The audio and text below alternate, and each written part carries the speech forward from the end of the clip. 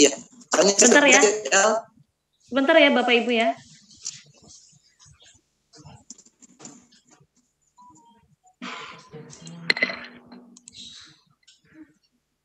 Harap bersabar ya Bapak Ibu ya.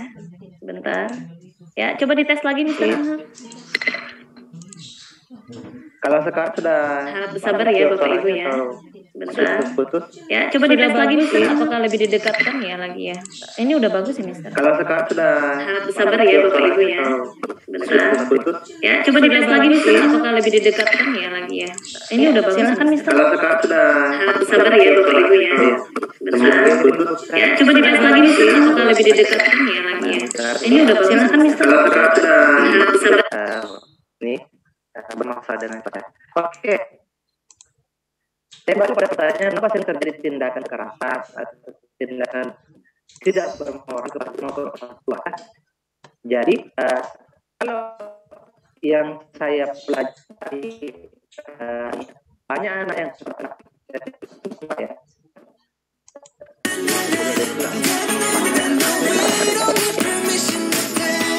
Jadi, tentang harapan dan kenyataan ya. Jadi mungkin harapannya adalah dia ke sekolah untuk menemukan guru yang bisa menjadi idaman, bisa menjadi idola, bisa mengajar mereka harapan dan kenyataan mereka ya. Jadi harapannya adalah dia ke sekolah untuk menemukan guru yang bisa menjadi idaman, bisa menjadi idola, bisa mengajar mereka harapan dan kenyataan mereka ya.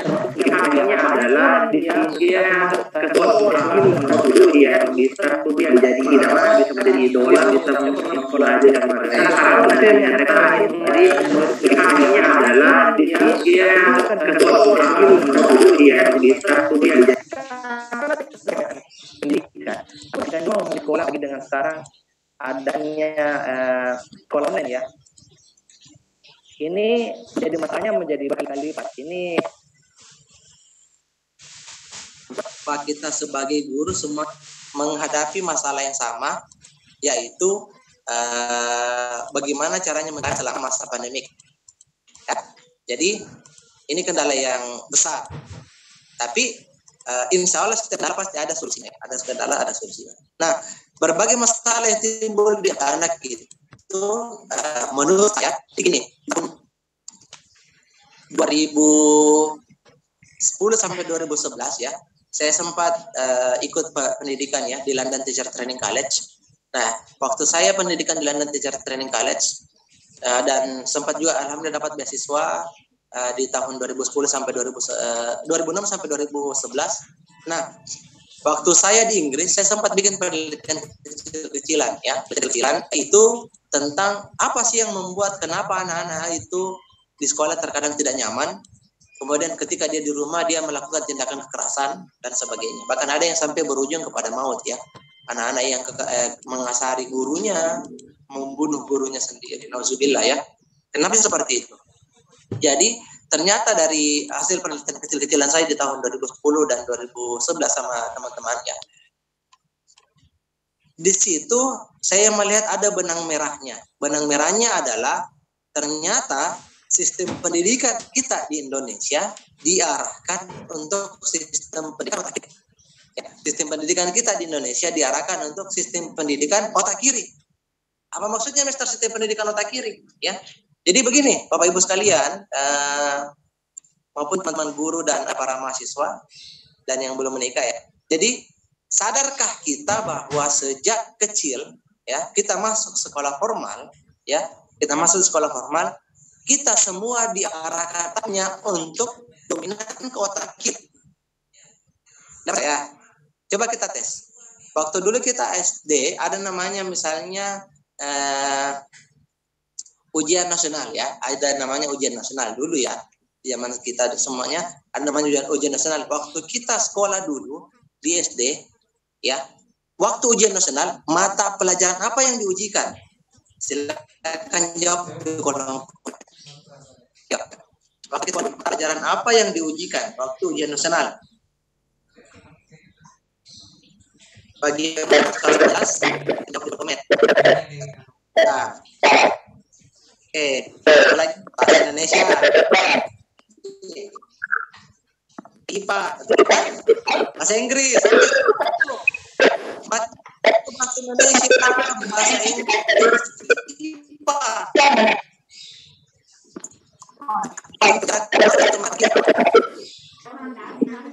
Ayo, putus-putus suara tadi. Tidak jelas. Ntar dulu ya. Ini yang lain bisa dengarkan suara saya dengan jelas. Nah, sekarang bagus nih lagi. Mungkin jaringan ya, kayaknya Mister. Ini jaringan. Soalnya tadi malam kan bagus ya. Yang terjadi. Jadi yang kedua, kalau kita SMP, maka di ujian saat ujian nasional, dulu mungkin istilahnya namanya EPTANAS atau UN. Silakan ketik di kolom komen. Kita SMP dulu nasionalnya atau EPTANAS, mata pelajaran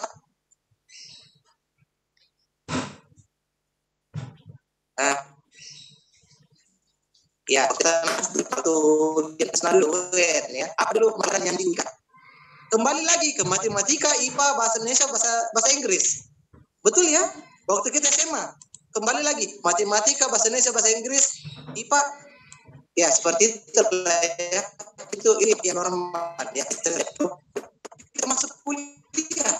Sama waktu kita baru mau dites, pasti pelajaran pasti berkaitan dengan pengetahuan umum, IPA, bahasa Inggris. So, sampai di situ. Itu semua mata pelajaran yang masa kita menggunakan otak kiri. Mana ada dalam ujian nasional itu yang nilai dengan sangat besar, berikhlas, akan juga meningkatkan prestasi di sekolah. Mana ada kalau pelajaran seni atau olahraga? Mana dilihat dari segi situ? Atau mungkin dari segi seni tari, seni drama, seni teater, atau dia misalnya olahraga ada.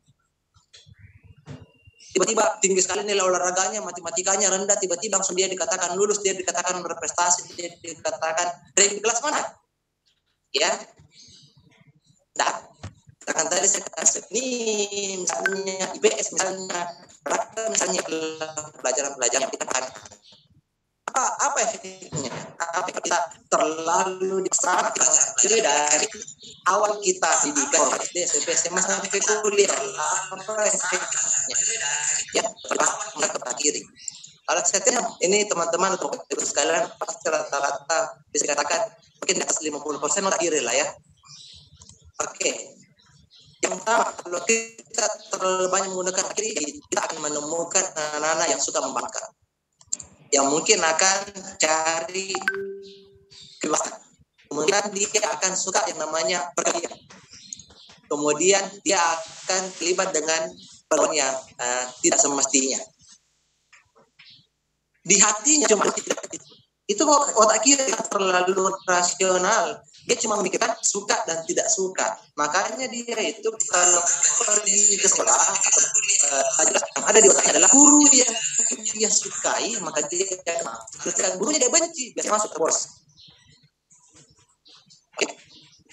Itu yang terjadi.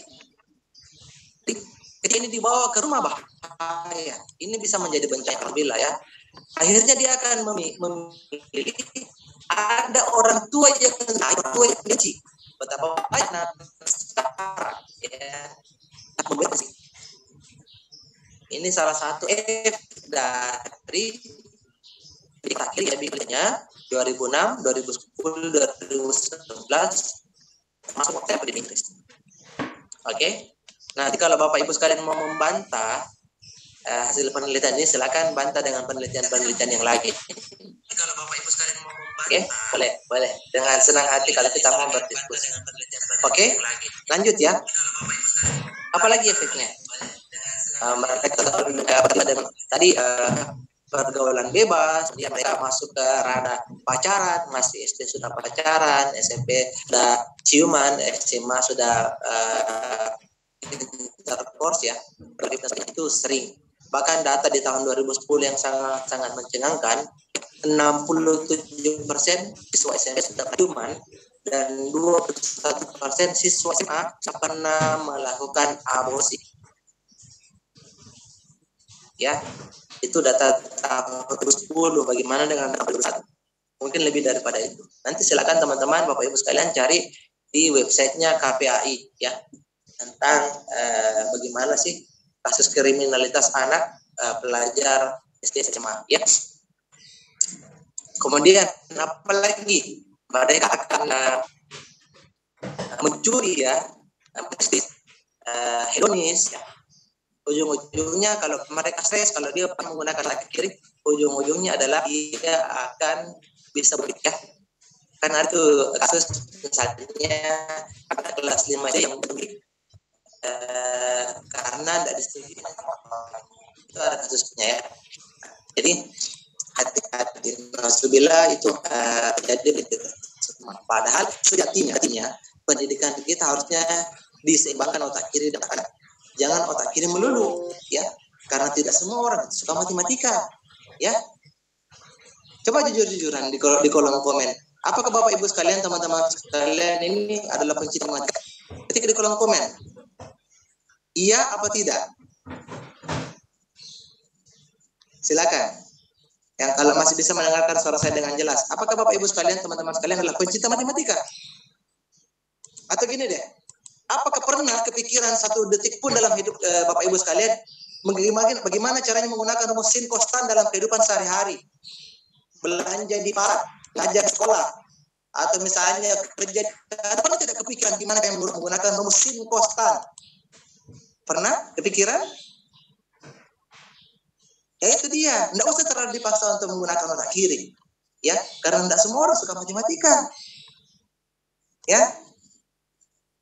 Jadi pendidikan yang baik itu adalah pendidikan yang diseimbangkan antara otak kiri dan otak kanan.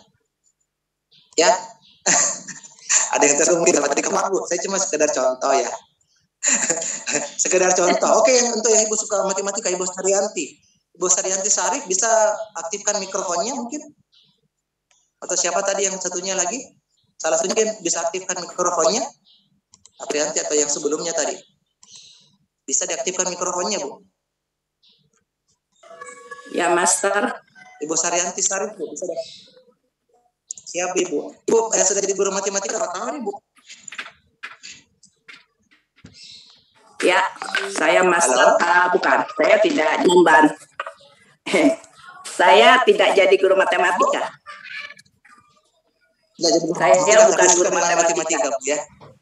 Tapi saya suka. Tapi suka dengan matematika. Iya, suka. Pak Yurtan Bu aja udah mengetahui ya.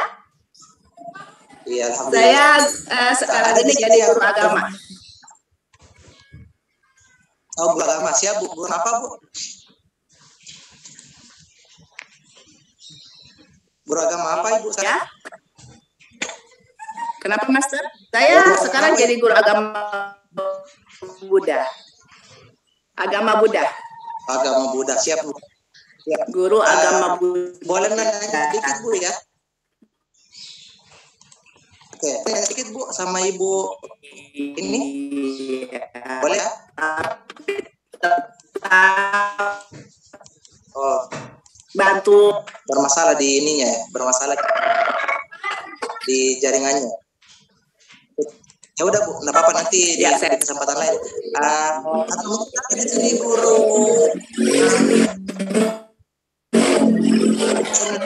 saya Mister guru matematika.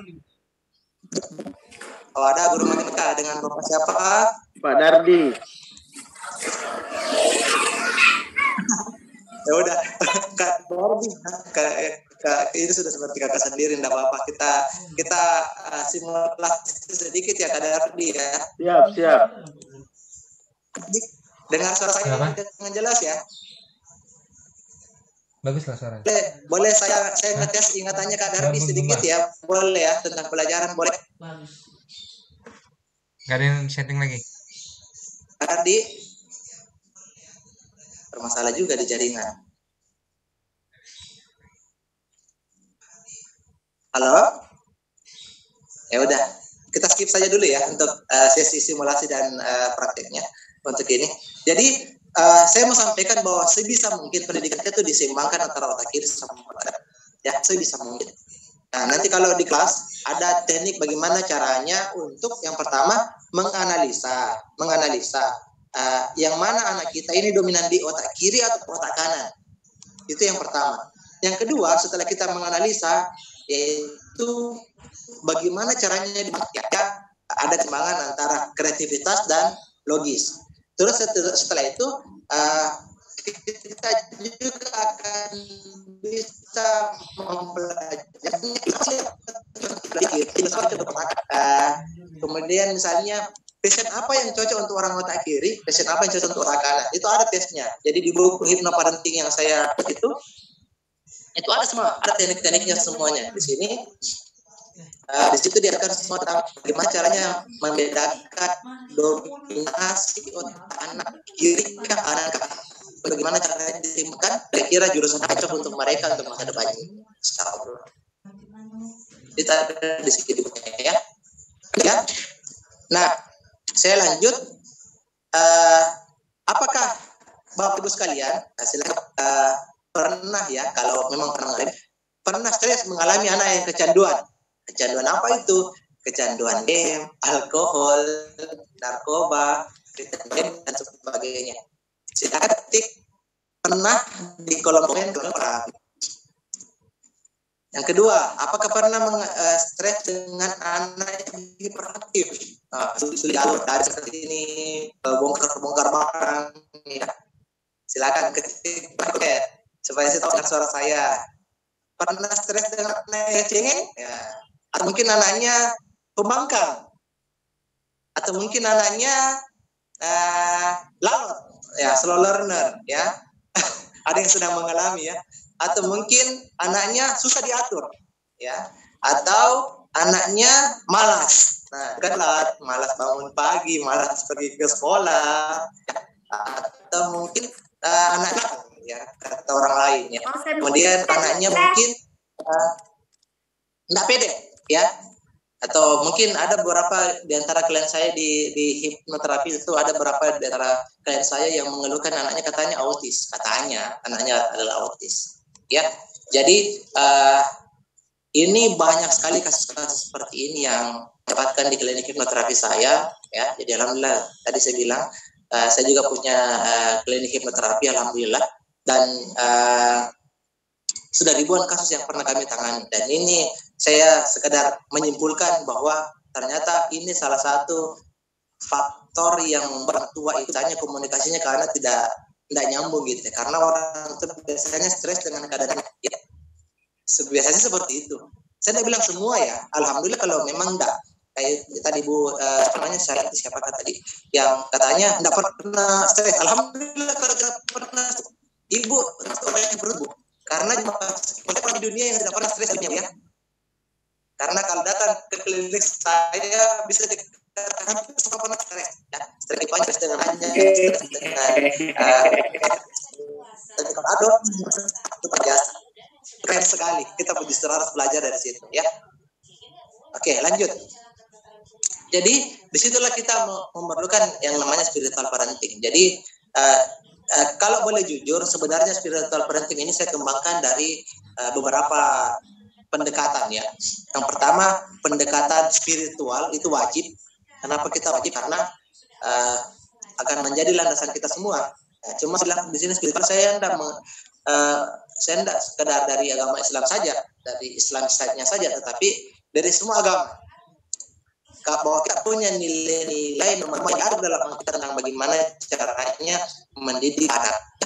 Yang kedua, pendekatannya adalah pendekatan. Nah, kenapa harus kuantum? Ya, jadi kalau kuantum itu yang misalnya quantum learning, quantum teaching, quantum parenting. Apa sih itu kuantum? Kuantum itu artinya percepatan.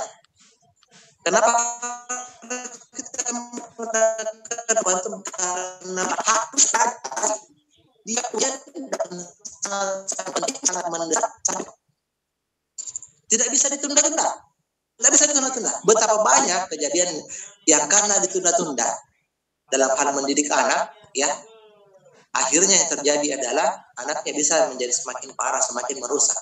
Contoh misalnya, kasusnya adalah kasus kecanduan film porno atau kecanduan baik. Di Jawa itu ada masjid yang menampung lebih dari 210 anak yang dinyatakan gangguan jiwa karena game. Dan kecanduan game menurut WHO, Organisasi Kesehatan Dunia, di tahun 2011 kecanduan game sudah masuk dalam gangguan kejiwaan. Jadi yang bilang cuma gila itu yang namanya kecanduan gangguan kejiwaan. Kecanduan game yang over itu masalah jiwa. Nah, itu nasihat bukan cuma untuk diri saya pribadi juga. Karena anak-anak sekarang memang dilahirkan di situasi yang notabene-nya mereka melek dengan teknologi. Ya. Jadi bukan dijauhkan dari teknologi, dilarang, tetapi kita harus menggunakan dengan cara yang lebih bijak. Dan kita akan terus belajar untuk itu. Oke? Selanjutnya, pendekatan yang ketiga yang saya gunakan dalam spiritual parenting ini adalah pendekatan NLP. Ya, jadi untuk beberapa pelajaran NLP saya mau sampaikan bahwa NLP adalah program orang lain, ilmu pikiran orang lain. Ya, kelasnya di Certified Master dan Certified Trainer, alhamdulillah juga biayanya jutaan, bahkan sampai puluhan juta ya waktu itu.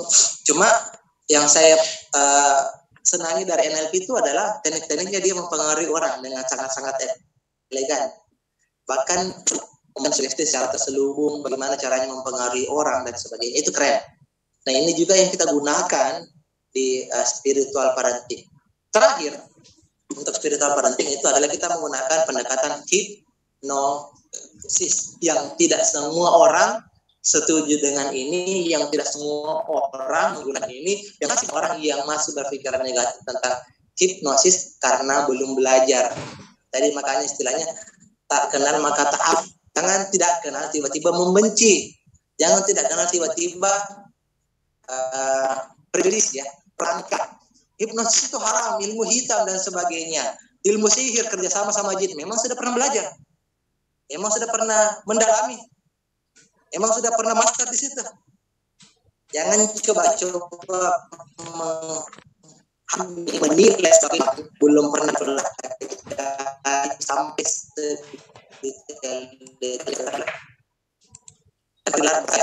sangat buruk dalam apapun itu. Dalam hal keilmuan. Ya.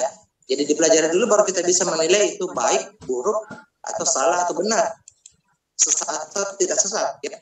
Dengan tanpa pelajaran dan ilmu sedikit pun tiba-tiba kita mengatakan benar dan salah. Ya, lanjut ya. Nah, ada lagi dalam pendekatan ritual parenting itu. Kita menggunakan dasar-dasar psikologi juga ya. Jadi dalam dasar-dasar psikologi itu ada dua aliran besar di psikologi, pendidikan psikologi. Ternyata anak itu ya, berdasarkan psikoanalisis, memang itu ada anak yang jenius atau ada anak yang bakatnya itu 30%. Ya. Tapi dalam teori behavioristik ya, psikologi behavior, ini ternyata kejeniusan itu terpengaruh 70% oleh lingkungan. Ya. Jadi jangan mengatakan bahwa oh kamu itu bodoh karena orang tua kamu bodoh. Dasar anak nakal karena orang tua kamu nakal. Dasar lalot karena orang tuamu lalot, belum tentu. Sekitar 30% saja. Nah, 70% dipengaruhi oleh lingkungan yang tepat. Sekali lagi, lingkungan yang tepat. Lingkungan yang tepat bisa mengaktifkan sel jenius anak-anak. Ya, meskipun mungkin dia belum punya bakat untuk jadi jenius, dia belum punya bakat untuk jadi cerdas, dia belum punya bakat untuk menjadi pintar, tetapi bisa dilatih, bisa diasah. Maka bersyukurlah kalau kita belajar bantu anak-anak kita, murid-murid kita untuk menjadi jauh lebih baik, insya Allah. Sampai sejauh ini apakah suara saya masih kedengaran dengan jelas? L? Kadang-kadang ada putus-putus gitu, Mister. Tidak masalah ya. Semoga yang putus-putus itu nanti bisa digantikan dengan rekamannya ya. Iya, oke, siap. Karena kita kalau kita menunggu semuanya stabil, apakah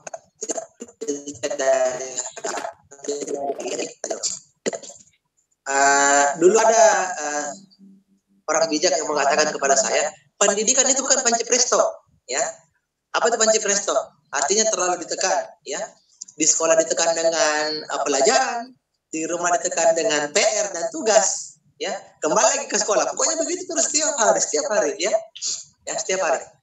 Bukankah kita bisa belajar dari pendidikan di Finlandia bahwa di Finlandia itu hampir-hampir tidak ada PR, tidak tugas. Jadi semua pendidikan formal itu dikerjakan misalnya di sekolah. Nanti kalau mereka ke rumah bukan PR sih, bukan tugas. Biasanya mereka dibiarkan untuk bermain, mengeksplorasi diri, mengembangkan potensi minat dan bakatnya, untuk berolahraga, mengembangkan seninya dan sebagainya. Jadi sekali lagi, kalau kita sekolah pulang ke rumah meskipun wajib atau meskipun harus dikumpul, meskipun harus dikerjakan, tapi tidak usah terlalu ditekan. Kasihan kalau sudah dicekoki dengan belajar di sekolah, pulang lagi itu harus kursus, setelah kursus harus les, setelah les harus menghafal lagi, harus mengaji lagi dan sebagainya. Waduh, setengah mati ya. Janganlah ya, kasihan, rusak nanti otaknya kita. Nah, kenapa kita harus menggunakan pendekatan spiritual parenting? Jadi, spiritual parenting itu prinsipnya adalah mendorong kemajuan, bukan menebarkan ancaman.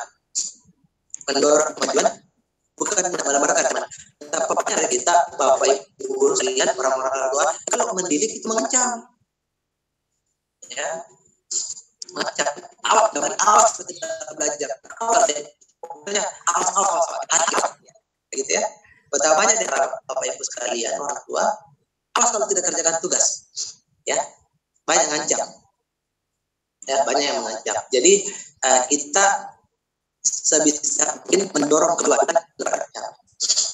Nah, berkaitan dengan ancaman ini, saya mau kasih sedikit hasil penelitian ya, The True Power of Water. Jadi penelitian ini dari Profesor Pasaro Impoto yang meneliti tentang kekuatan air, ya, meneliti tentang kekuatan air. Ternyata air itu punya respon, ya, apapun yang dikatakan kepadanya, maka dia akan merespon dengan bentuk kristal-kristal. Dia akan membentuk kristal-kristal.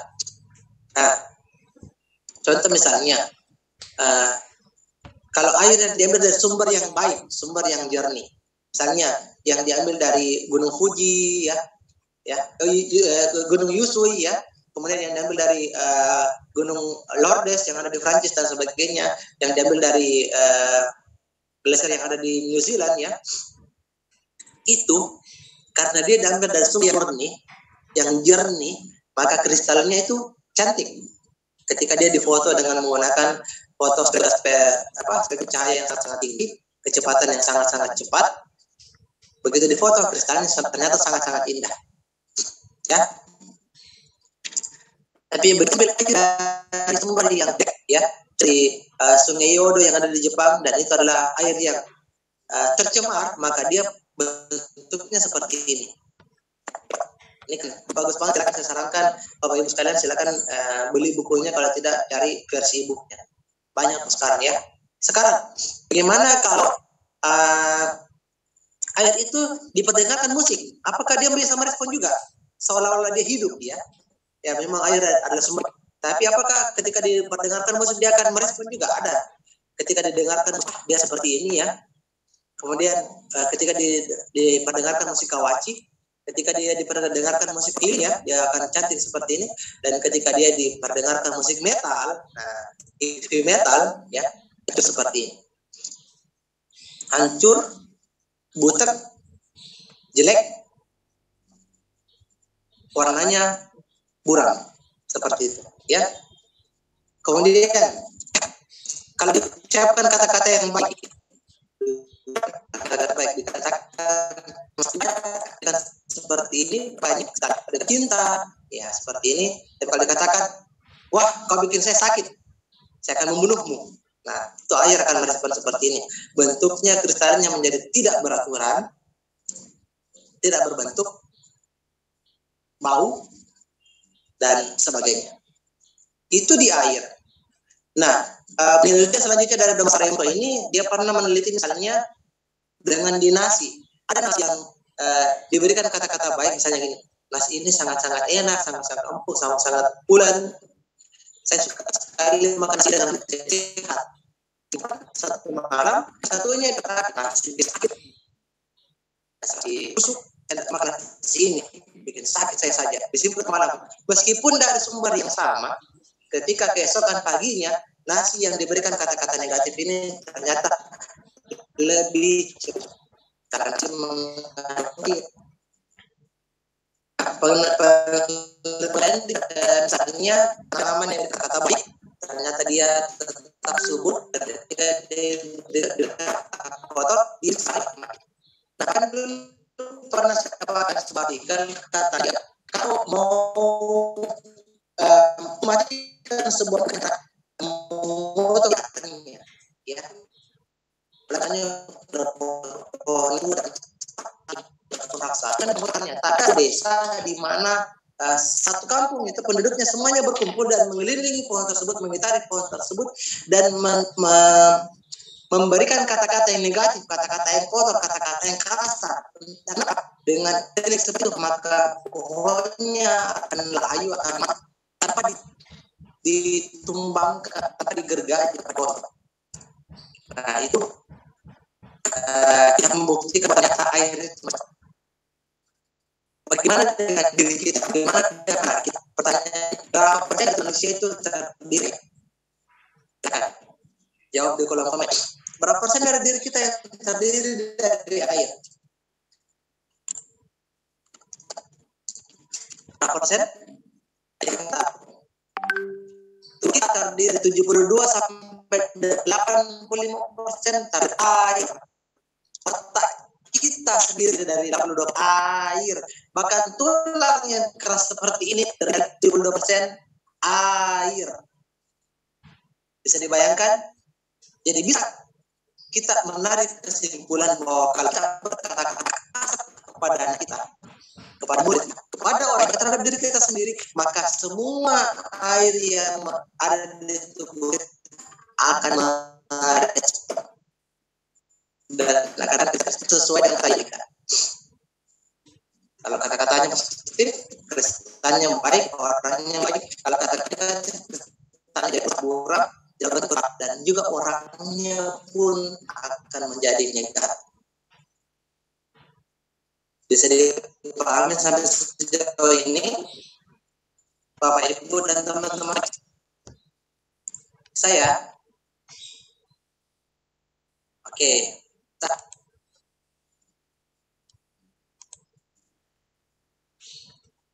Pasti kedengaran suara saya dengan jelas. Masih kedengaran, tapi kadang ada yang sendat-sendat gitu. Halo? Mister.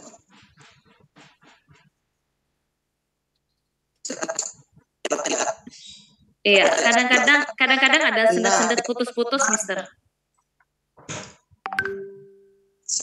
Nah, kita bicara tentang tumbuh kembang anak, ya. Jadi ini dalam psikologi perkembangan juga, dalam biologi juga, kita semua tahu lah ya, kita semua tahu bahwa janin itu dia bertemu dan berkembang pasti usia dari macam ya. Kemudian usia 15 seperti ini, usia 4 bulan, ya. Usia 4 bulan itu ketika roh diberikan kepada tersebut, maka roh itu tidak tersebut maka dia sama dengan. Ada dulu yang pernah bertanya kepada saya seorang bidan, dibilang kepada saya, Mister, kalau roh kecil 4 bulan, berarti belum terberat dan yang ternyata ya Mister. Ya memang hidup Jadi kalau dibedakan antara hidup dan roh, tidak semuanya hidup punya roh, tidak semuanya roh punya roh itu hidup. Agak membingungkan ya. Hidup punya dua hal yang berbeda. Contoh misalnya, sebenarnya ya, apakah kuku kita itu hidup?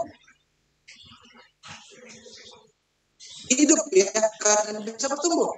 Pertanyaannya, apakah kuku kita punya roh? Enggak. Apakah rambut kita itu hidup? Hidup lah ya, bisa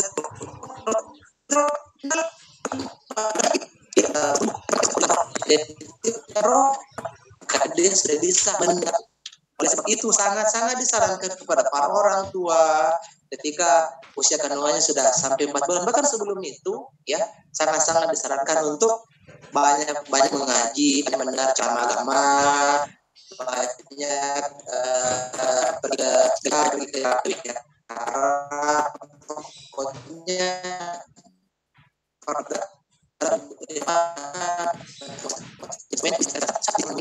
ingat ya, janin itu mendengar ya. Inilah, bahkan dalam hipnoterapi kami percaya bahwa di usia 4 bulan apapun yang dilakukan ayah ibunya itu tertanam di pikiran bawah sadar janinnya. Ya, apapun yang dilakukan, misalnya, nauzubillah, ada yang usia 4 bulan ada kandungannya, ternyata ayahnya selingkuh, maka selingkuh ayahnya terekam oleh janinnya. Ada yang setelah usia itu berkait suami istri, maka perkelahian suami istri terekam dalam ini. Ada yang ibunya suka stres, ya, stres kerjaan, stres karena urusan rumah tangga, stres karena uang dan sebagainya. Stres itu tertanam di pikiran bawah sadar dirinya. Paham sampai di sini? Makanya jangan kita mendapatkan kasus tiba-tiba anaknya menjadi tidak pede, tiba-tiba anaknya menjadi pemarah, tiba-tiba anaknya jadi penakut, tiba-tiba trauma.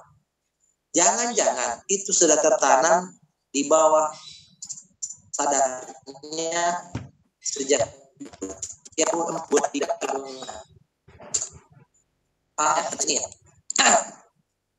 Nah, Dokter Hani ya dalam sebuah buku kehamilan yang didamba, beliau mengatakan struktur telinganya janin itu sempurna di usia 24 minggu ya. 24 minggu sama dengan sekitar 6 bulan. Tapi pendengarannya sudah timbul sejak usia 16 minggu.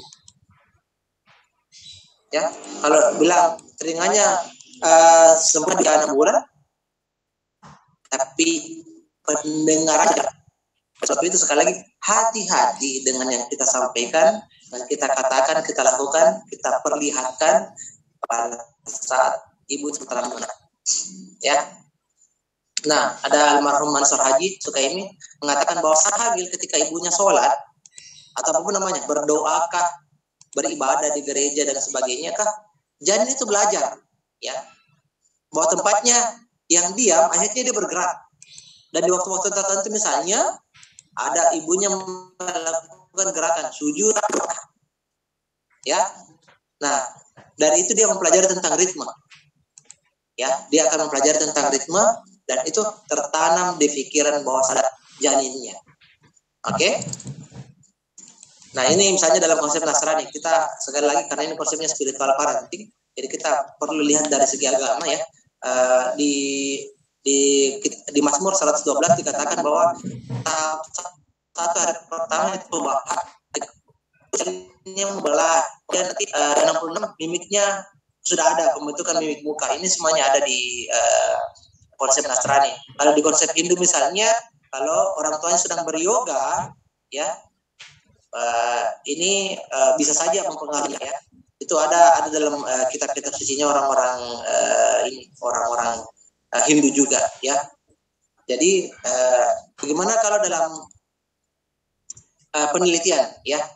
Jadi dalam penelitian itu sendiri, kita tahu tahun 2001 mengatakan bahwa kortisol atau hormon stres ibu itu, ya, kalau dia meningkat pada saat ibu sementara hamil, kortisol itu masuk ke otak janin melalui plasenta. sehingga janin pun bisa merasakan stres. Sekali lagi ya, stres pada ibu memacu kortisol. Kortisol mengalir lewat plasenta, masuk ke otak bayi dan membuat bayinya dalam kandungan juga ikut-ikutan stres. Penelitian Dodik tahun 99 mengatakan bahwa janin yang mendapatkan level kortisol yang tinggi pada saat ibunya dalam kandungan, ketika dewasa biasanya stresnya berlebihan. Bisa menjadi trauma, bisa menjadi ketakutan-ketakutan yang lain. Kecemasan misalnya dan sebagainya. Paham ya sampai di sini ya? Ini menurut penelitian. Nah, itu kalau kita produksi namanya zona merah. Ya, zona merah. Artinya zona merah ini golden age. Jadi di bawah 7 tahun, 0 sampai 2 ya. 0 sampai ada hal-hal yang perlu kita perhatikan bagi waktu kita sebagai guru ya, kalau kita mendidik murid-murid kita di sekolah. Di bawah 7 tahun. Yang pertama, hindari memperlakukan anak sebagai raja. Artinya ada waktu-waktu tertentu dia harus bisa melakukan sesuatu itu dengan mandiri. Jangan semuanya diikuti. Nanti khawatirnya ketika dia terlalu manja, dia menjadi tidak mandiri. Segala sesuatu pertimbangan dari orang tuanya. Ketika dia dewasa, dia sulit untuk mempertimbangkan sesuatu. Yang mana baik, yang mana buruk untuk diri sendiri. Yang kedua, hindari marah terlalu berlebihan. Marah boleh. Marah yang diizinkan dalam hipnoterapi itu kalau berkaitan dengan 2 hal. Marah yang berkaitan dengan akidah. Kedua, marah kalau yang berkaitan dengan norma. Norma apa saja? Norma kesopanan kah? Norma susila kah? Norma sosial kah? Pokoknya yang berkaitan dengan itu maka bisa marah. Wajib marah lah ya. Wajib marah. Kalau dia berkaitan dengan akidah misalnya, dia mau menyekutukan Tuhan, atau misalnya dia mau menyalahi agama, dia mau injak-injak kitab suci, dia mau berkata-kata yang tidak senonoh, perbuatan yang tidak sepantasnya, atau misalnya dia mau pokoknya melanggar syariat-syariat agama lah ya. Itu bisa kita marah, ya. Misalnya dia mau mempermainkan ibadah, perbaikan sholat, itu bisa kita ya, karena berkaitan dengan ibadah, akidah. Yang kedua, kita bisa marah kalau berkaitan dengan norma. Misalnya, dia tidak sopan kepada orang tua, dia meludah, dia memukul kepada orang tua, dia lewat sambil nabrak, itu pun dia cuek dan sebagainya. Ya, kenapa ya? Tadi sempat hilang, Mister, tapi sudah kembali. Ya, silakan dilanjut, Mister. Siap. Misalnya norma sosial, dia melanggar aturan sosial, dia melakukan pencabulan, dia melakukan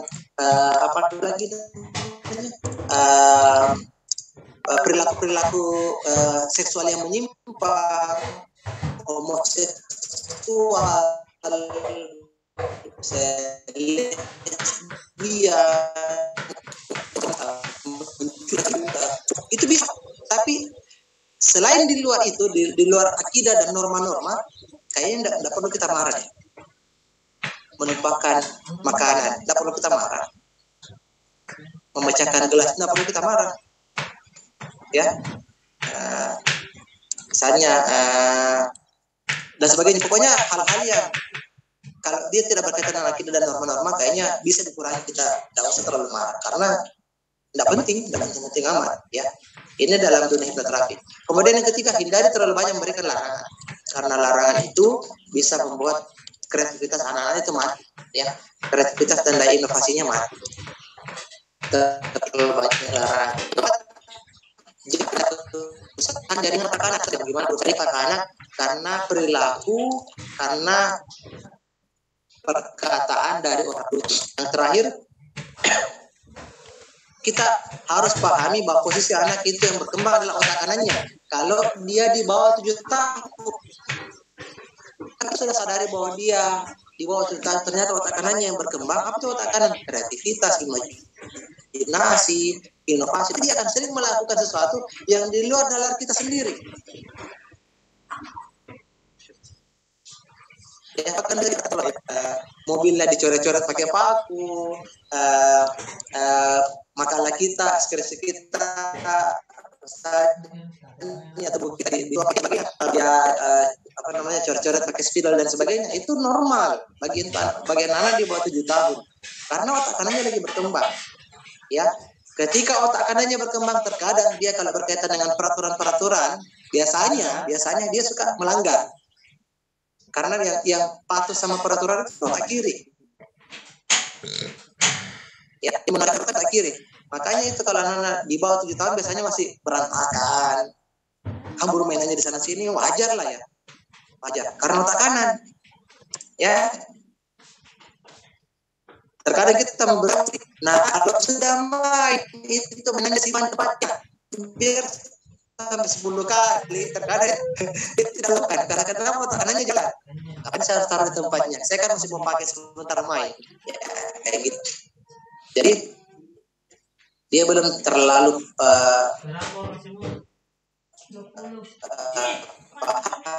dengan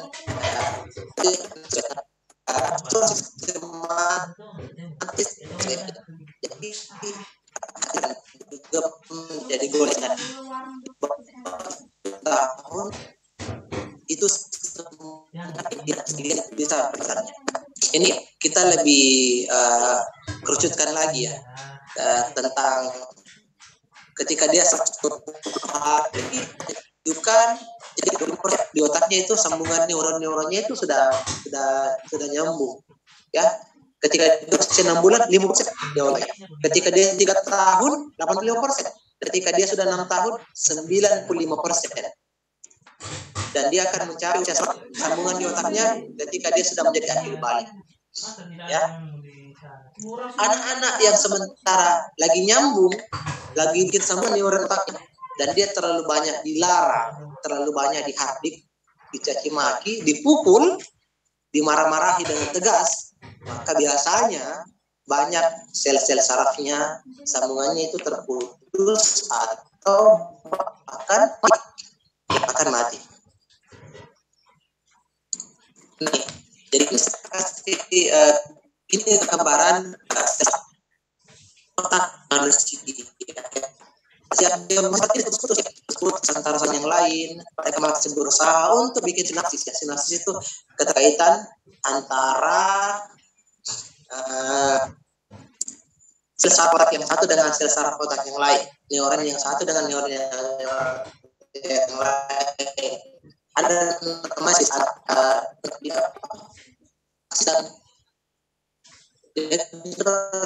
ya kalau tidak salah, pokoknya nanti di internet bagaimana antara sel saraf otak lain terhubung. Nah, ketika dia putus otaknya, tidak saling nyambung. Ketika dia kembang, maka kita beri stimulasi yang baik, stimulasi ya. Ketika dapat stimulasi yang baik, maka dia akan semakin kuat seperti ini, maka kekuatannya sangat-sangat kuat yang membuat memorinya, daya ingat, potensinya semuanya berkembang sampai ya. Nah, tapi kalau dia kurang sih, atau bahkan salah stimulasi ya,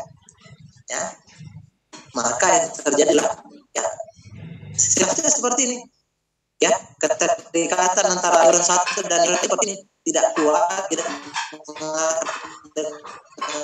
dengan yang sulit menghafal, kemudian yang potensi terbang dan sebagainya. Oke? Nah, dengan itu saya menghimbau kepada Bapak Ibu sekalian, teman-teman sekalian, maupun ada mahasiswa yang belum saya menghimbau, mari lagi kita berubah. Ini secara pribadi saya sendiri, marilah berubah ya, kita akan merubah keadaan itu. Pada kesalahan penting ini adalah satu cara, satu wasilah, bukan satu-satunya, tapi mungkin salah satu cara untuk membuat jauh lebih baik. Karena atau menyadari bahwa Tuhan itu kembali kepada diri sendiri ya. Allah lagi rumah ya mereka merubah diri mereka sendiri. Nah, kalau lebih luas, jadi apa kategorinya? Yang pertama, rubah pikirannya dulu, bahwa rubah pikirannya dulu tentang anaknya, rubah pikirannya tentang muridnya. Sebenarnya semuanya dilahirkan menjadi yang sempurna. Tidak ada kata berpikir.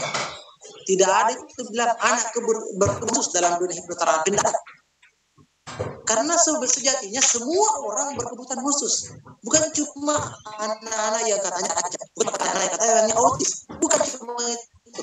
Semua orang punya khusus. Kalian saja kalau saya jadi kelas, saya bagus sekali. Kalian kelas ada berarti tidak ada kebutuhan khusus. Ya, itu. Apalagi ada kebutuhan khusus. Bahwa yang kita terhadap sebuah mata pelajaran itu beda-beda. Saya tadi yang suka bahasa Inggris, suka hipnoterapi, belum tentu saya bisa merasakan hipnoterapi pada bapak kalian tidak pernah belajar. Memang sudah dari awal, itu televisinya lah, luarnya lah, strukturnya lah, dan sebagainya. Ya, tapi saya suka, senang. Ya, jadi rubah pikir, rubah diri, apalagi rubah respon. Ya, rubah.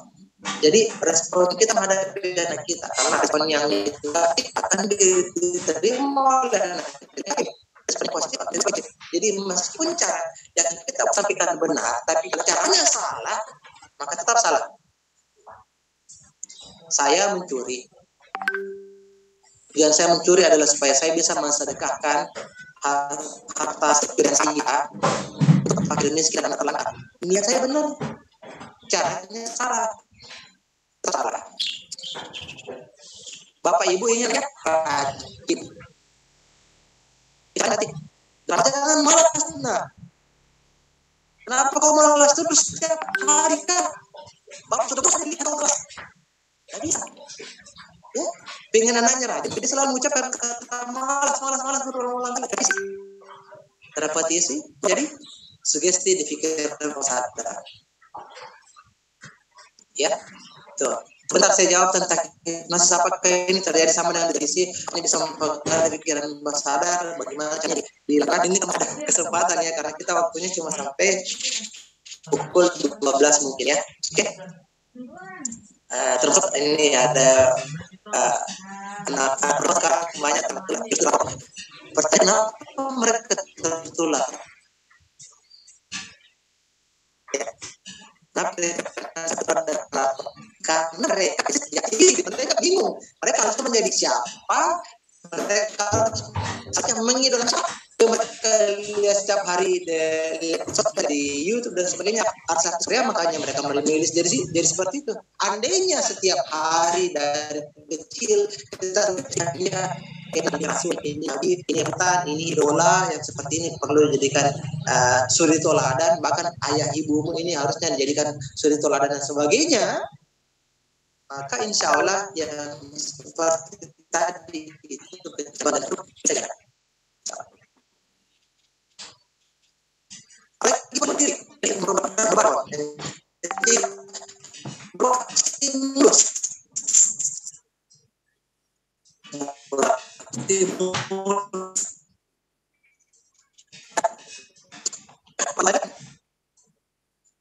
Semuanya yang ada di Zoom ini, semua yang ada di Zoom ini dan masih mendengarkan suara saya larang. Boleh bayangkan gaji, haram membayangkan gaji, tidak boleh. Silakan evaluasi kembali, apa kira-kira yang Bapak Ibu sekalian kita bilang tidak boleh bayangkan gajah, bukan gajah, apa yang harus ya. Ada binatang muncul mustahil, ada binatang berudu yang muncul mustahil, ada binatang angsa yang muncul mustahil, pasti semuanya ada di pikirannya adalah Oke? Atau misalnya begini, Bapak Ibu sekalian, teman saya, tidak boleh bayangkan pisang warna kuning. Dilarang warna kuning. Haram membayangkan pisang warna kuning. Ya. Jangan bayangkan pisang warna kuning. Apa bayangkan? Ayo, jawab dengan jujur.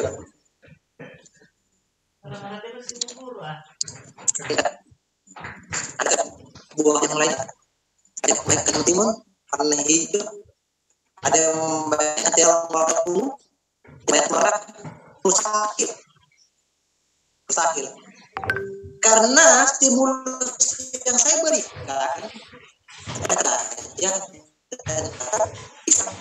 jadi stimulus saya yang saya berikan pada kata kaja dan pada kata kisah, meskipun saya berniat yang lain, ya, dan saya berniat mengatih, maka itu tidak bisa tersampaikan karena stimulusnya yang saya ucapkan adalah kata gajah dan kata pisang.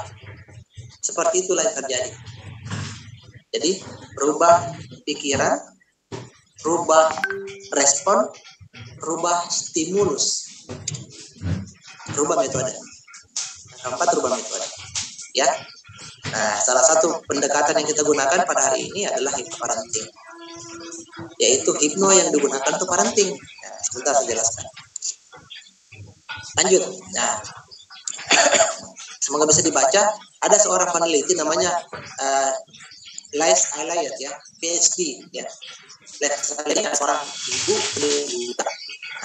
Dia ini pernah sih apa yang terjadi sama anaknya itu kalau dia rasakan kabel putar yang ini adalah EG, ya. EG ini adalah sebuah aktivitas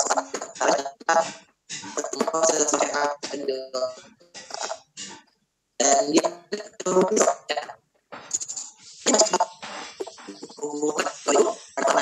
di layar monitor komputer kita bisa melihat apa yang terjadi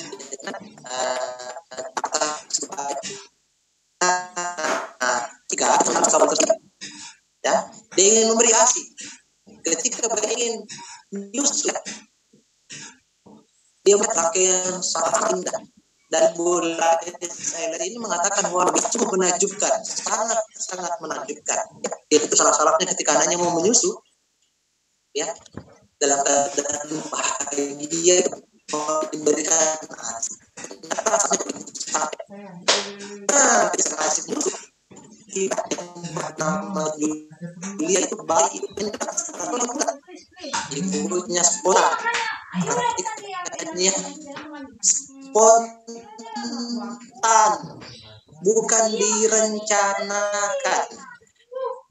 Spontan mengatakan boleh, dia bilang no, dia mungkin pertama saya bilang jangan.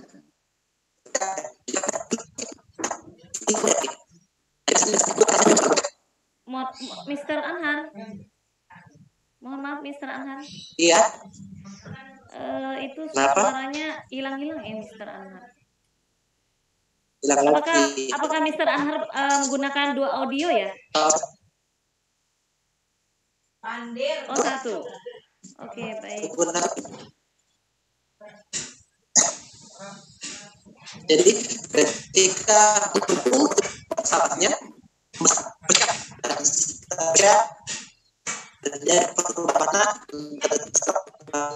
ternyata sel saraf rusak dan mati. Akhirnya dia menulis pernyataan, ya, pernyataan dalam bukunya Ponder.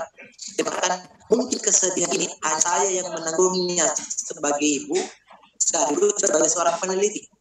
Saya menyaksikan dengan mata kepala saya sendiri saraf otak anak saya hancur karena dilakukan oleh saya sendiri, ibunya.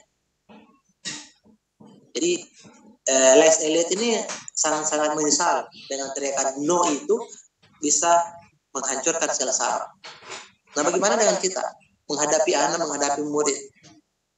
Bukan cuma mengatakan no mungkin, ya. mengulang-ulang marah, benci,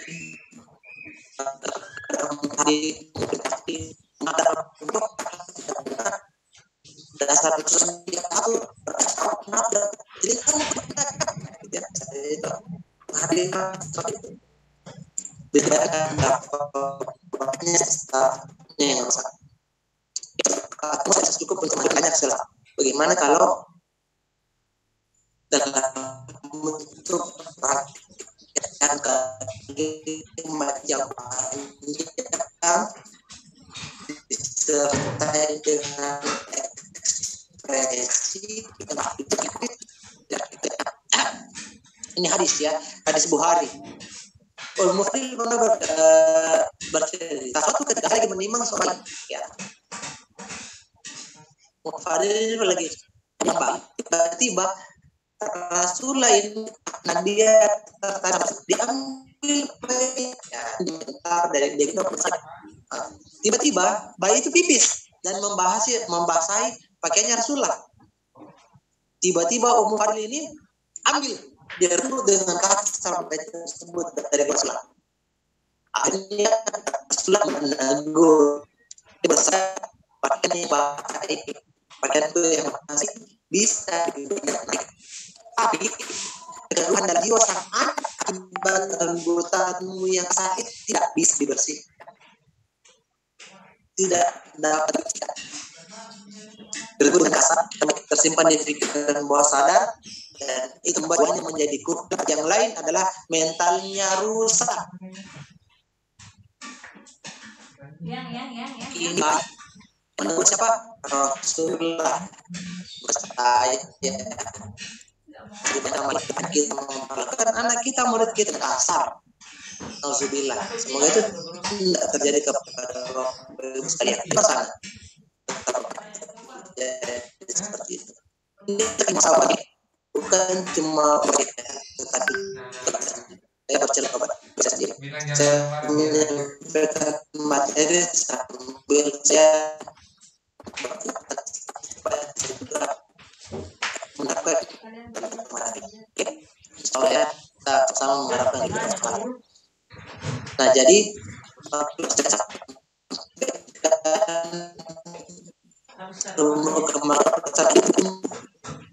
dari pendek dari itu namanya 0 sampai 6 tahun dan dia mencapai masa emasnya itu adalah tujuannya di bawah 7 tahun itu masa-masa keemasan dan nanti dia akan lanjut kembali bertumbuh di usia 12 sampai 14 tahun. Ini masa puber ya misalnya tumbuhnya janggut pada laki-laki, tumbuhnya janggut kumis bagi wanita tumbuhnya anak otak anak itu sangat cepat dibandingkan organ tubuh yang lainnya. Itu hanya berkembang 0 sampai 6 tahun.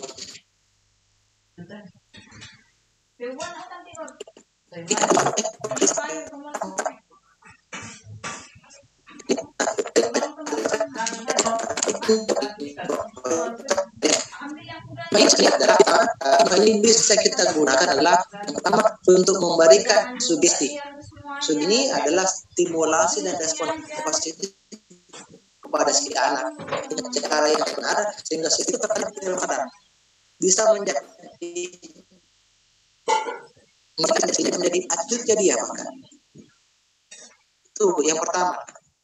Yang kedua, fungsi dari anak ini adalah untuk memperbaiki sugesti lama yang sudah tertanam untuk diri menjadi lebih baik. ini sering kita lakukan di klinik HIPA. Ya, ini tuh posisinya hebat ya. Jadi waktu ibaratnya sangat itu tadi ini sebenarnya cara melakukan cara menganalisa dulu, kemudian sel itu anak-anak bagi cara berdasarkan karakter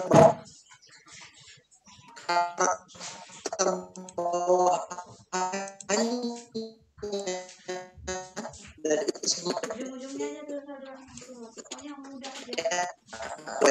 dan L dari Kalimantan Selatan yang hadir ini menjadi moderator. Jadi bisa dari makanya dan bukunya begini. Nah, itu materinya ini masa belum biasanya hari ini singkat ya, cuma sekitar 2 jam, itu pun ada sesi tanya dan pembukaan.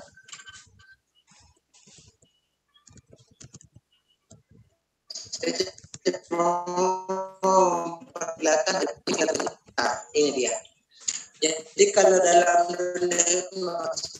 kita pikiran sadar, pikir pada ini bagian analisis di mana itu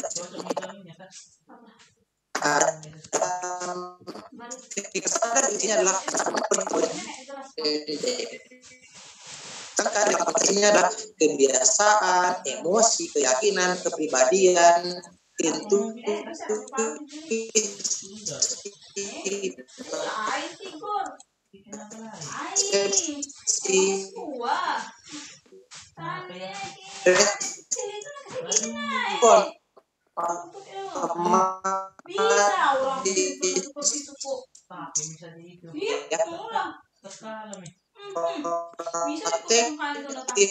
kreativitas, memori jangka panjang. Nah, kalau kita semua sekedar memberikan sugesti normal, maka biasanya sugestinya mental, ya. Dimentalkan oleh siapa? Dimentalkan oleh filter mental.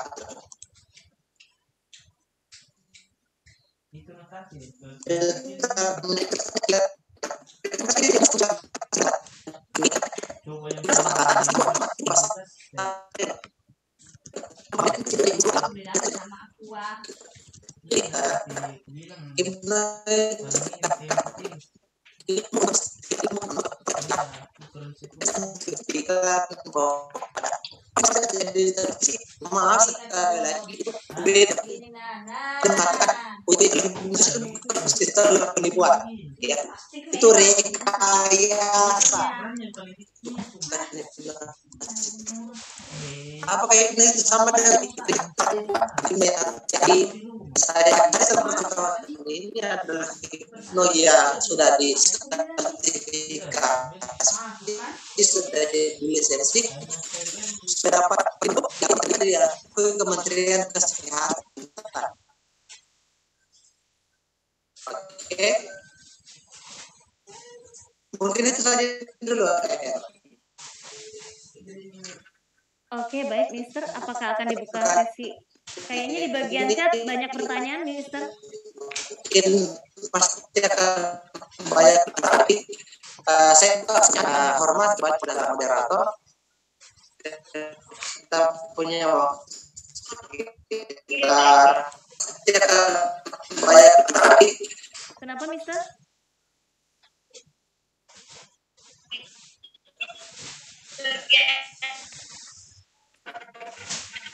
Apakah dibuka sesi tanya jawab untuk bagian chat atau langsung peserta langsung bertanya ini, Mister? Di bagian chat aja yang sudah terlanjur masuk. Oke, baik. Waktu itu sesi pertanyaan. Dari atas, bentar. Silakan. Bagaimana cara mengajar agar anak menurut dan atau berhenti dari kebiasaan buruknya atau kecanduan hal negatif? Misalnya saja main game, Mister. Solusinya gimana? Cara mengajarnya?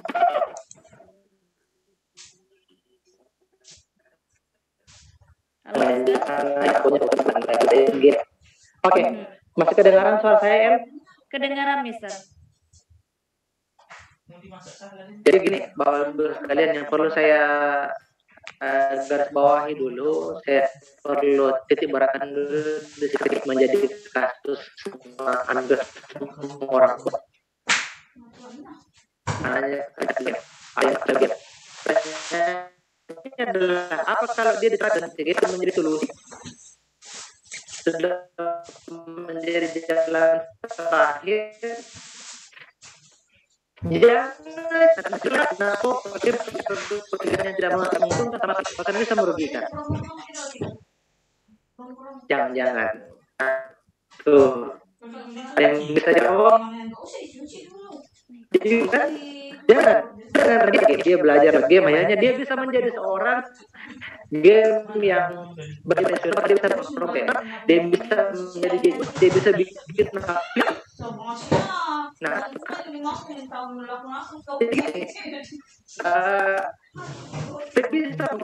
seorang guru atau saudara dulu apa dia masih dan dia main game karena gitu sekarang susah karena memang seperti itu.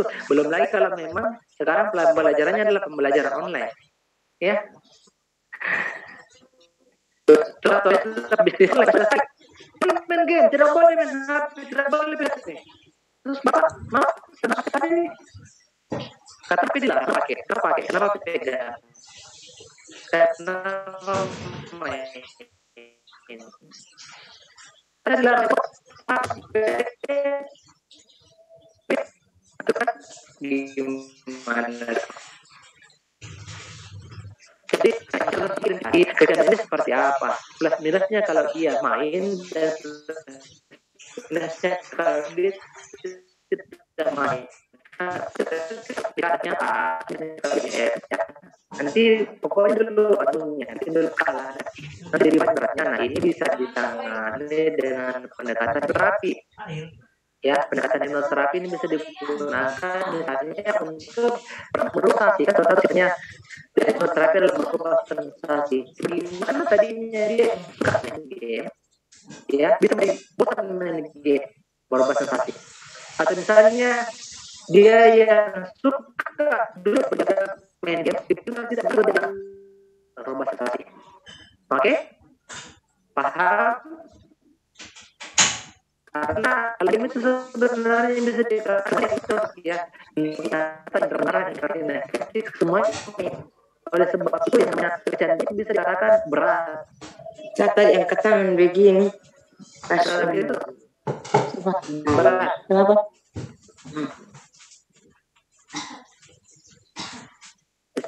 Cerita Bu, maaf. Jadi nah, jadi untuk menanganinya perlu pendekatan yang langsung kegiatan nanti ya kalau di tempat lain ada teknik hipnoterapi khusus untuk kecanduan kasus kebiasaan buruk mungkin buruk di masalah itu mungkin penjelasan saya. Oke, baik. Ini ada pertanyaan yang menarik nih, Mister. Dan salah satu pertanyaan Bapak ini juga banyak titipan dari Facebooknya El juga ini. Bentar. Ketutup dari chatnya. Bentar. Bentar ya, Mister ya.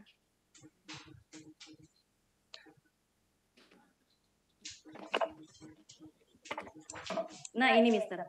Apakah hipnotis itu sama dengan hipnoterapi?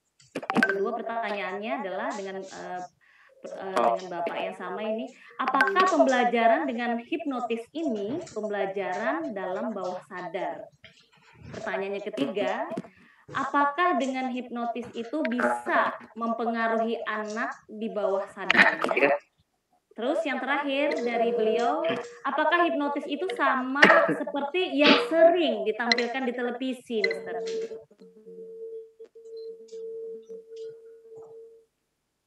Ya, silakan.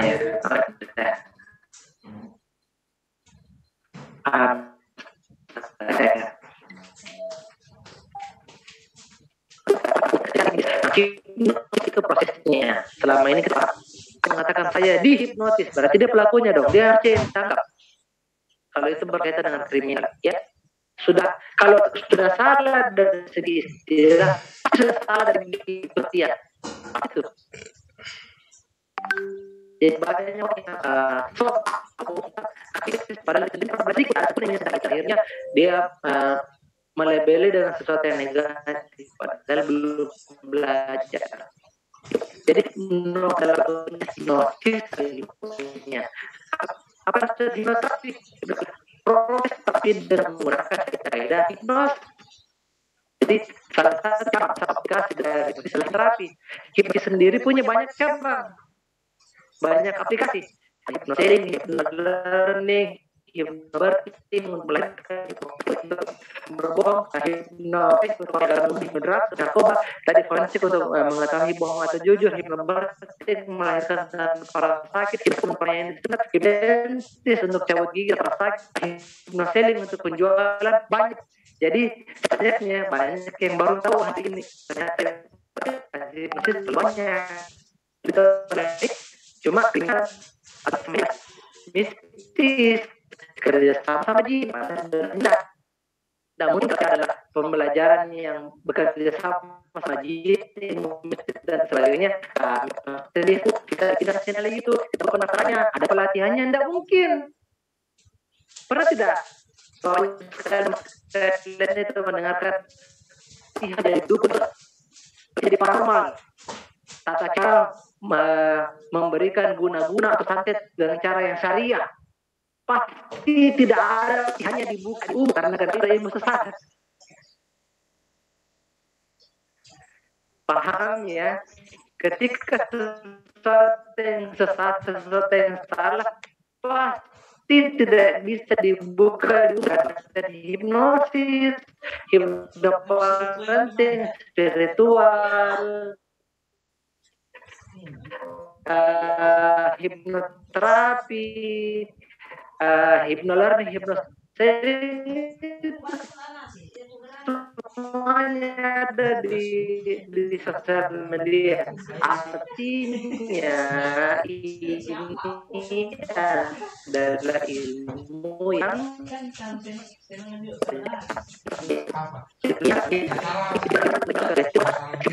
adalah memorinya adalah memori jangka panjang alias permanen. Nah, tapi disadari dulu. Jadi itu ada tapi justru ya takut sangat fokus dan sangat sadar. Bukan tidak sadar. Bukan disebut orang hipnosis tiba-tiba dia tidak sadar ambil orangnya dan sebagainya ya pengertian dari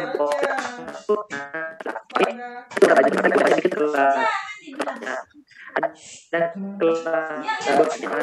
bikin 2 jam sedikit konten yang berbayar dan di situ ada konsultasi, ada sharing bekas, sekarang ada teknik-tekniknya. Kita mengajarkan cara-cara itu kita masuk ke pikiran bawah sadar dengan menggunakan metode-metode hipnoterapi. Oke, mungkin bisa ya penjelasan saya. Dan masih ada waktu kan, Mister ya? Satu pertanyaan lagi mungkin. Oke, ini ada salah satu pertanyaan dan kayaknya banyak berlaku pada orang tua nih, Mister. Mereka butuh solusi. Katanya pada anak ya, mau dimarahin dan dipukul kasihan juga, dikasih tahu baik-baik, dia hanya minta maaf, lalu perbuatannya diulang lagi. Cara mengatasinya bagaimana itu, Mister? Ulang lagi. Iya. kita kaidah marah dan kaidah paradigma marah boleh dilakukan kalau kita tadi pertama kita yang kedua karena lemah dalam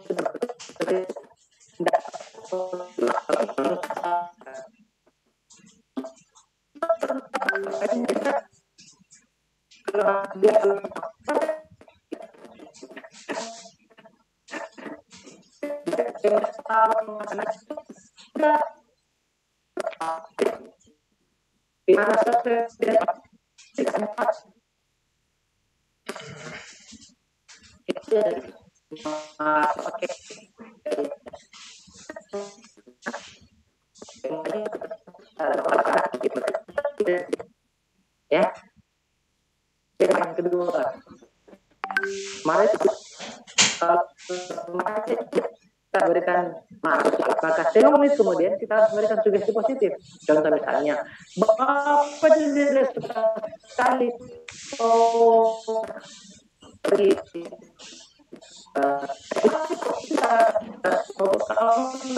orang lain masuk rumah sakit atau itu sekolah setengah menit. Setengah menit kemudian mereka sudah makanya bapak itu mau tidak sabar kamu itu jadi anak yang menurut sama orang tua itu bukan pekerjaan yang jelek-jelek karena motor itu sebenarnya adalah kendaraan yang bagus kalau kita gunakan untuk belajar, pergi les, pergi kursus dan diri sebagainya. Itu dalam kajiannya Dr. Aisyah Dahlan CHT, seorang teman saya juga di bidang hipnoterapi, dia pernah waktu untuk menyampaikan kita ya apa yang salah dari anak kita atau murid kita, kemudian kita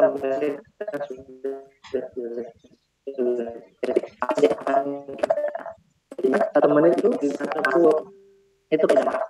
Nah, kalau kita lihat kita adalah pendekatan hipnoterapi. Jadi biasanya karena tidak pada tidur itu banyak ya.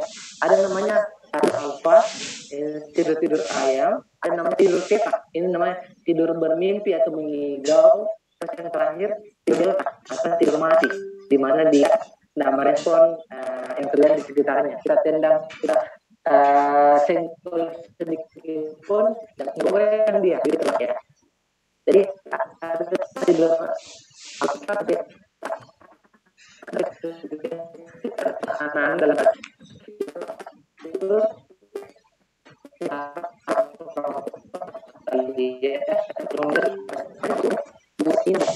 kalau kita kecil kita duit kita kalau kita motif dulu ini lebih kita ketua atasnya kita sekarang ini kayaknya sekarang banyak anak tidur orang lain tidur mau tidur ya HP akhirnya sudah kesimpulan nah kita sugesti positif bacakan dongeng yang penuh dengan inspirasi atau bacakan Rasul ketika dia bangun perbaiki dulu perasaannya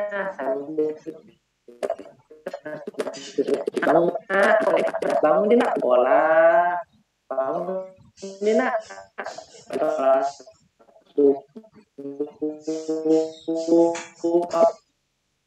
tidak jatuh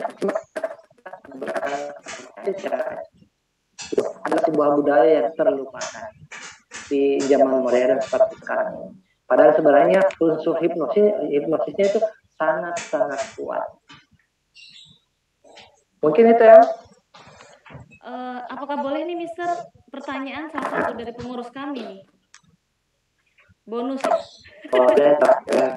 Terakhir ya, perwakilan pengurus kami, oke. Dari Bapak Muhammad Yusuf SPDSD, kata beliau, bagaimana menyambung jalinan kasih antara anak dan orang tua yang kadang putus-putus akibat lingkungan yang tidak kondusif, Mister. Oke, kami dari segala tempatkan kita di lingkungan yang tepat dan orang-orang yang tepat. Terkadang ada anak kita yang stres di satu sekolah, ternyata ketika dia dipindahkan sekolah dia menjadi jenius. Nah, itu. Lingkungannya itu sangat-sangat mempengaruhi. 7% tadi kalau di behavioristik dikatakan bahwa 70% perkembangan anak itu dipengaruhi oleh lingkungannya. Ketika bergaul, khusus lingkungan dia mengembangkan diri, kita memilih.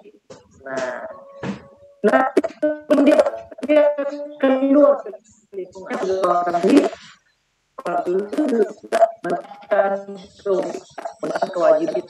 kewajiban ini tidak terus yakin karena ada bagian kasih sayang di luar. Ada 5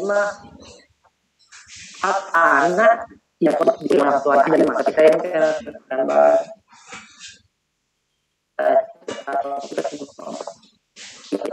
apa yang pertama,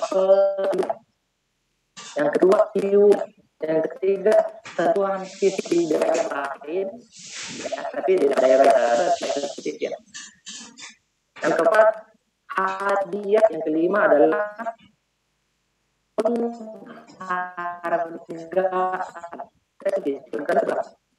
Anak di bawah tahun, ya, apalagi bahasa hari harus ada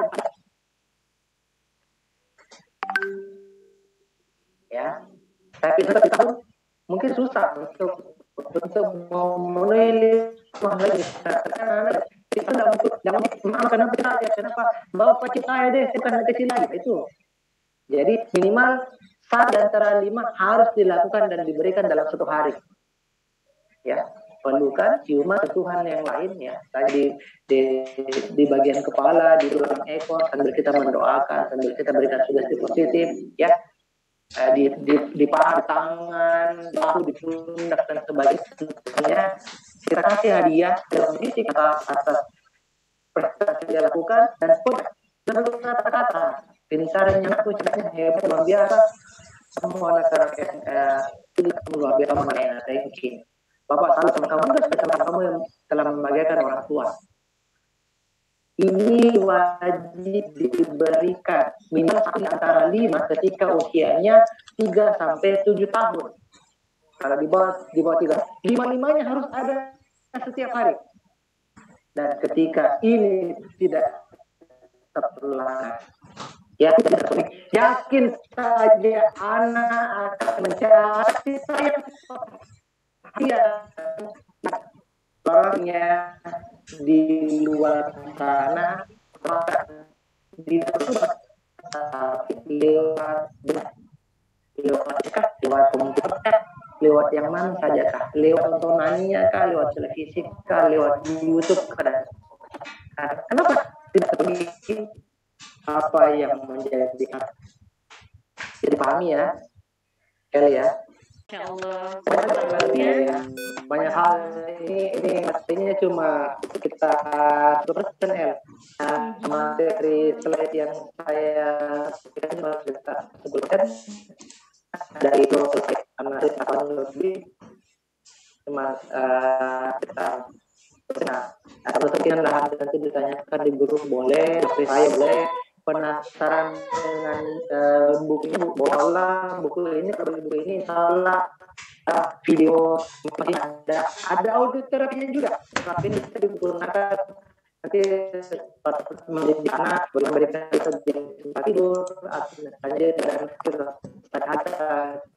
menyiapkan audio terapi yang ada hal mudah membaca cepat termasuk bisa digunakan untuk sakit buat apa ini untuk ada audionya ada teknologinya yang penting pada Bapak Ibu sekalian yang sangat sangat membutuhkan ya, tidak usah ya yang membutuhkan, karena daripada hari harus kita persen daripada yang di buku. Semoga itu tidak mengurangi kualitas. Sekali kalau ada yang ini yang masih bisa di Japri bisa di namanya ya, dari pribadi saya mengucapkan terima kasih banyak atas partisipasinya. Dari 50 partisipan, segala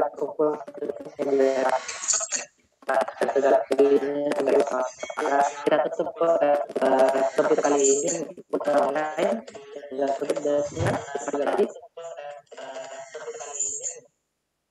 Assalamualaikum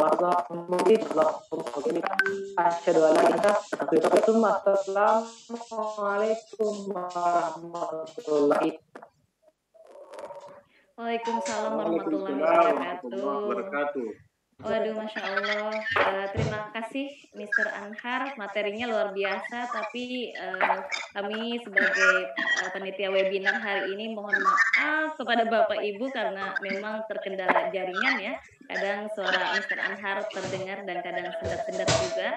Dan mungkin next time akan kami perbaiki tentang itu. Dan ilmunya luar biasa sekali, khususnya bagi El berprofesi sebagai guru ya Mr. Anhar ya. Jadinya El jadi belajar lagi nih di dalam kelas ini hari ini, dan semoga apa yang disampaikan oleh Mr. Anhar bisa kita pergunakan secara personal dan mudah-mudahan ada perbaikan di kemudian hari.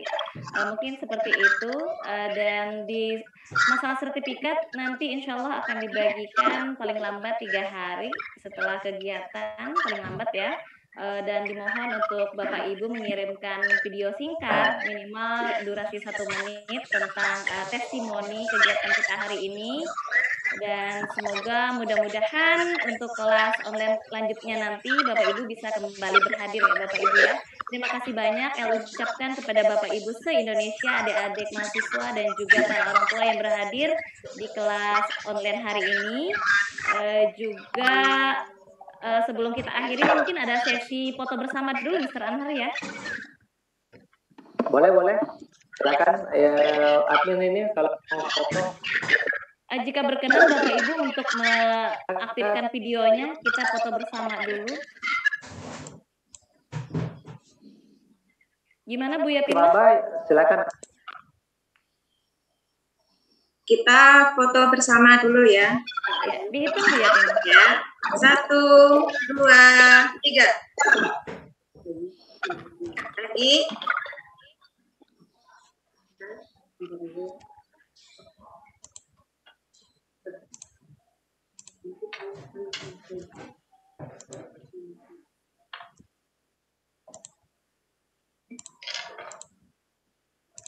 Oke, sudah? Sudah? Sudah cukup? Satu lagi. Oke, satu lagi.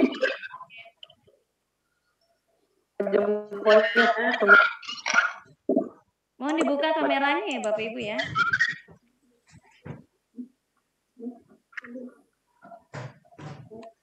Satu, 2, 3. Ya, terima kasih Bapak Ibu. Oke, terima kasih Bapak Ibu. Sampai jumpa di kelas online lainnya. Assalamualaikum warahmatullahi wabarakatuh. Waalaikumsalam.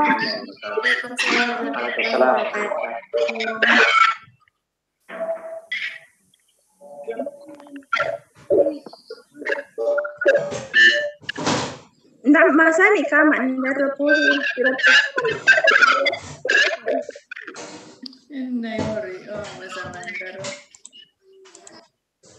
Atau ada yang mau berkenalan dengan teman-teman dari seluruh Indonesia, silakan kenalan ya.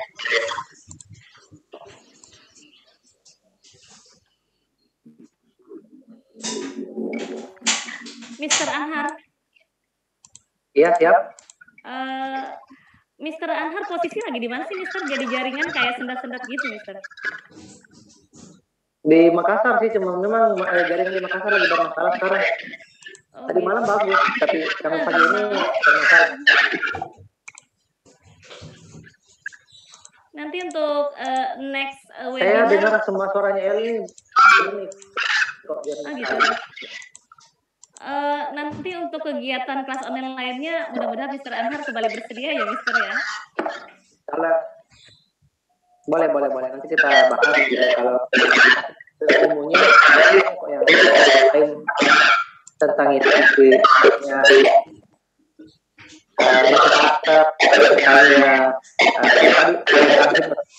Tadi